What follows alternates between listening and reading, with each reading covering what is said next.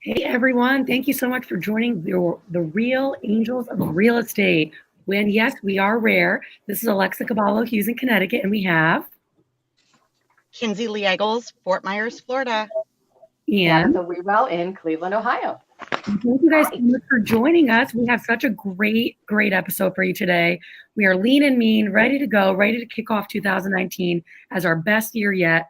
So, ladies, this is our schedule for today. First, we're going to go over a hot topic of the month, which is our best business planning for 2019. Then we're going to hit our peak and the pit of the month, our highs and the lows. We'll share with our audience. And then we're going to hit a frequently asked question from the audience. So, all right, who wants to start us off? What are your best business planning techniques for 2019? I can start by saying have a plan. If you don't have a plan, and your plan is not written down, then you can plan to fail. So I would say go ahead and make sure that you have a plan and a budgeting. So written goals, Kynse, is probably huge. Do you typically like journal them, or do you have like a spreadsheet of your numbers? Like, how do you like to do it? Well, I have lots of goals, and I have several different plans for my real estate business, my nonprofit, for pretty much everything that I do. So I each of my ventures has a separate business plan, and then I track everything. So, and everything is spreadsheet tracked. So yeah, put it on a spreadsheet, and um, you know, um, Tabitha and I were talking the other day about cold calling. I'm not the type of person that's going to wake up in the morning and knock out 150 phone calls. That isn't my business plan. Right. I build different sorts of relationships to increase my business. And all of that is written down in a plan. And, I change my plan. So it's not set in stone. This is exactly what I'm going to do for the next year. My plan is it's constantly being updated, and it's constantly, moving with the flow of life. Yeah, and So, that's it. I yeah. mean, things always change, and we have our goals written, and we kind of change them as things go, right? Because we can't control life. We can't control No, circumstances, but we control, how we react and how we make 2019 our best year yet. So, how about you, absolutely. Tab? How are you kind of business planning for 2019? I do the same thing. It's written. I like the roadmap. I'll start off with like my core values, my things that I want to accomplish for the year. My vision, just as to keep you kind of reminded of what path you're on, why you're in it. And then I look at the current business. I'll write down current transactions, what I did last year. That's good enough, but do I want to double it? What kind of, increase? I try to increase 20%. So what those numbers look like, my price per transaction, and I'll go through and write down those numbers. And then I lead track everything that I do, every conversation that I have, whether it's productive or not, just to keep track of how many people I'm talking to, because it's easy to look at a big mountain of, okay, I've got to do 70 or 80 or 90 deals, but you really don't see what you're doing in a day by day until you go back and you can have that logged, and kind of a feeling of accomplishment too. It's true, and it sounds like you kind of revisit that throughout the year as well. Mm-hmm. Mm-hmm. Yeah, it's absolutely crucial. So I'll share that I actually have my business plan on a spreadsheet, and it has like a bunch of different pages on it. The first thing I do is I track all my business from 2018, and I'm pleased to say that 25% of my business was actually Remax to Remax referrals. So So that's was mine. there you So was go. mine. Yeah. It's awesome. I mean, this is Mine was actually more to about 34%. how amazing is that? Remax referrals. It's amazing. Yeah. And you know what? And if we didn't track our business, we wouldn't realize where the sources are coming from. We wouldn't be able to kind of get the best game plan together for 2019. So I'm sure, I know for myself, a big area of focus are the referrals that we're making. And part of that is like just getting out there and doing things like this and being visible and creating value among our Remax agents. And, it's actually a huge part of the business plan. So another Another We thing that love our Remax referral agents, we and do are we love putting checks in the mail to those agents that are sending us their clients to take care of. So, mwah, for that, love you guys. we do love you guys for that. So some other things that I do, I kind of look at what I did right, what I did not get done as far as like perhaps a goal, maybe it's implementing, a new website, etc. And then I actually go through all my successes as far as like big wins for this year, not only like as far as business, but also my lifetime successes, things that I've accomplished personal, professionally, spiritually. Health is a big part as well. So I do kind of like the holistic kind of perspective. And then I track my sales throughout the year. I'm going to compare that to my annual plan and kind of make sure that I'm, on task. But I think you guys said it. It's all about kind of tracking, writing down your goals. Otherwise, if you don't measure it, it has no way to improve. Right. And at the same time, you also have to work into that business planning, taking time for yourself.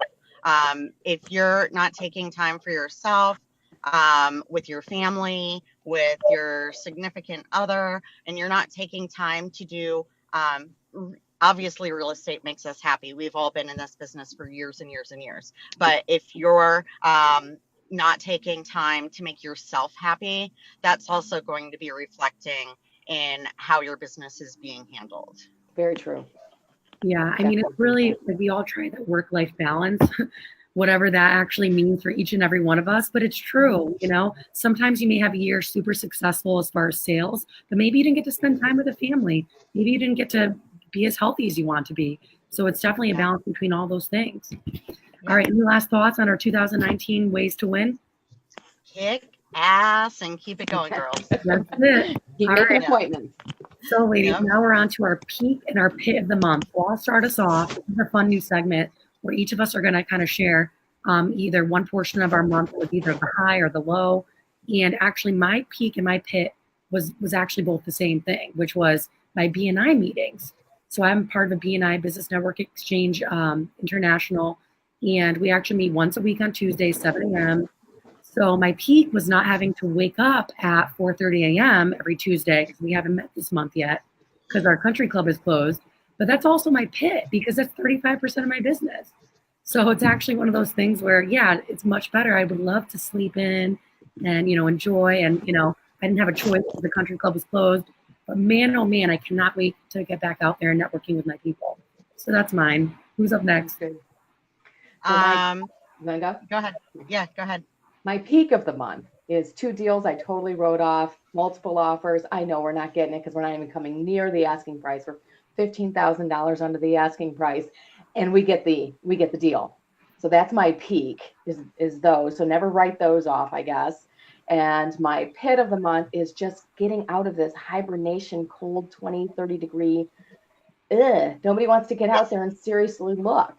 It's 50 in Florida. We're all like frozen here. I've got my Uggs and my scarf on. It's only 50. I don't know how you're doing it. It is miserable. Poor thing. You came to Connecticut, you freeze like a popsicle. Connecticut and Ohio are like, yeah, sorry, girl. Oh my God. Guess what? I think I have a parka in my car. Do you have socks? Me too, always. A parka. I have socks on. Did you even own a pair of socks or parka?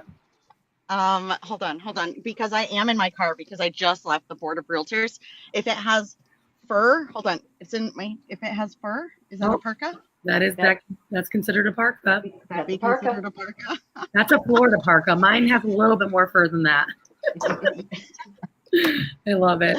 So Kynse, how about you? What's your peak and Well, I would have to let's go with my my peaks here. So some of you know that I wasn't listing and selling real estate for about 2.5 years. I took a step back. I became a non-participating broker because I don't compete with my team.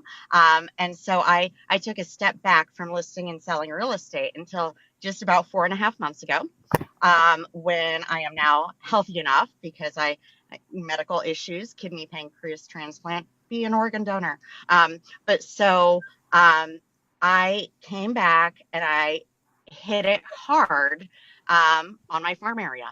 And I can tell you that I in the past 4.5 months, my farm has produced 9 new listings for me.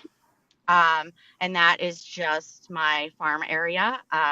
So I would have to say that bringing in, that pipeline of business has been very, very successful. And I currently have no pitfalls. Hey, that's what's up.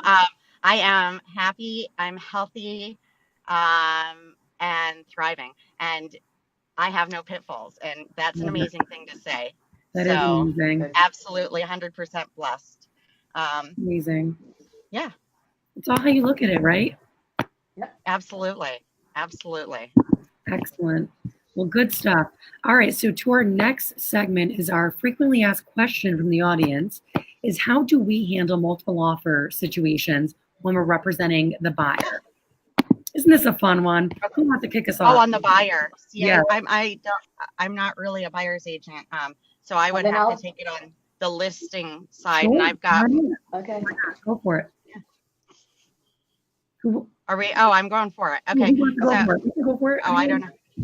Who's going? I'm going. Well, I'll tell you how I handle it from the listing agent perspective, because I'd say I'm a listing agent, not so much a buyer's agent. And I'm got multiple offers right now on 2 of my listings. So, what we do is we set a date and a time for the highest and best offer. And then we present all of the offers to the seller, and the seller, it's ultimately the seller's decision on what offer they choose. And I actually have an agent to call right after this phone call that's not going to be very happy that their offer wasn't accepted.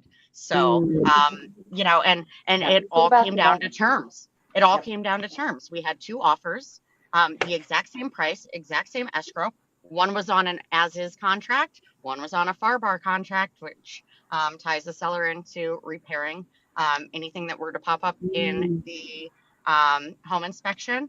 And one had a closing date by the end of the month, and one had a closing date, pushed out a little bit. So, it all came down to, it didn't come down to price. It absolutely came down to terms. So from the listing agent standpoint, you're going to want to get your terms right and tight, get your contingencies shortened down, and present the, not just the highest, but don't forget that word best.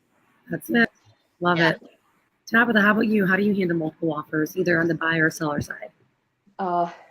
So kind of similar on the seller side. So for the buyer side, I think it's key to have some kind of a relationship with the listing agent. If your client's interested, they're interested.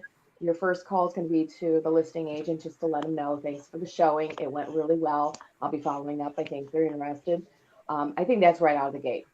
2, when you send an offer over, always call the listing agent. Make sure they got it. Right? Oh my God. Call me. Yeah, call. Make sure they got it. And text me.